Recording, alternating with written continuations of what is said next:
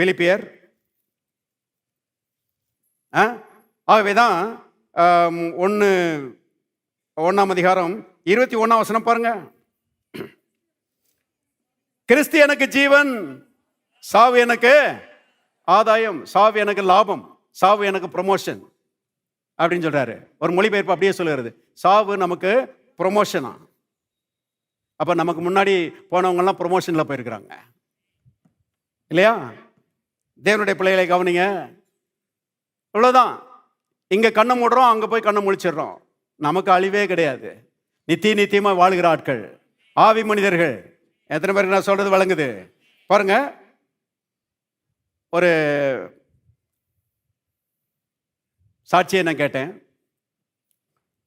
ஒரு அம்மாவுடைய கணவர், அவருக்கு 73 வயசு. அந்த அம்மாவும் அவரும் ரொம்ப வருஷங்களா 40-45 ஆண்டுகளாக பாருங்க ஊழியம் செய்திருக்கிறார்கள். பாஸ்டராக இருந்திருக்கிறாங்க சர்ச்சில்.